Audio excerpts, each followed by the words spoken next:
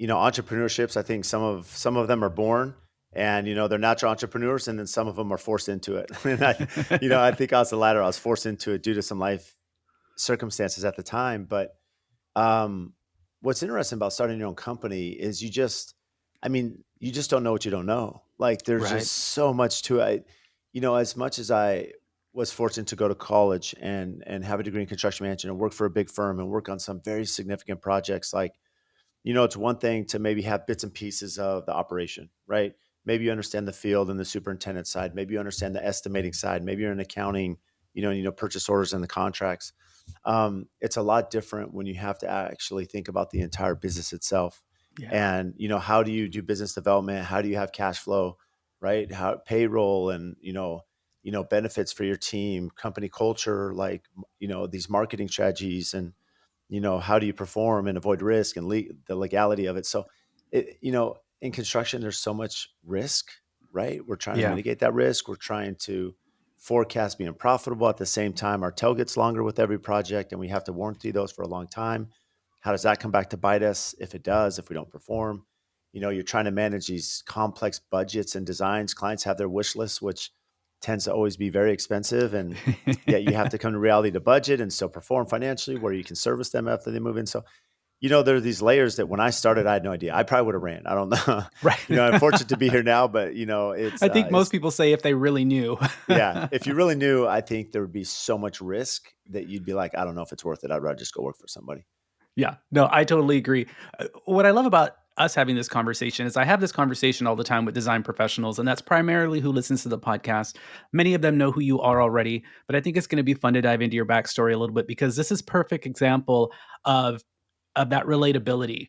Oftentimes, designers can be intimidated by builders because they feel like there's no relatability there. But in Mhm. reality, I think every designer can relate to what you just said. We've all been there. We had to take that leap, and it's really a blind leap oftentimes. And like you said, we're not always prepared for the business side of it, and we learn things about ourselves. And I think that's what's most interesting to me about the journey is what you learn about yourself.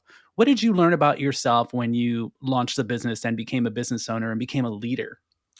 Yeah, and maybe before I answer that, one thing I want to touch on, Rick, that's interesting. You brought in the intimidation. I think a lot of us, we may feel that we're not prepared. We may have this like feeling that it's just overwhelming in this sense. Like I was just speaking to a builder, and he's like, Brad, he had done development, he had hired GCs, now he wants to get his own GC license, and where do I start? And I said, it's interesting from the builder side. You have to learn to ask questions. Like you have to be teachable. Don't act like you don't know everything. It's okay to go to your electrician. It's okay to go to your framer and say, why do you do it this way? Why are you, what's your thought process when you come into this? How can I better schedule this? How can I have the house better prepared?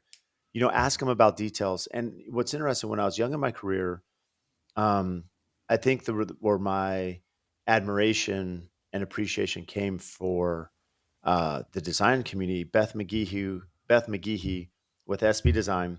I'm this young 25, 26-year-old little punk kid, and I'm on this amazing project, and she's very seasoned, knows her stuff, and she would reprimand me. Brad, you have no authority to make design details in the field. This is Wow. my design. You consult me. You're the guide. You're the quarterback. You're the director, but you are not the decision maker.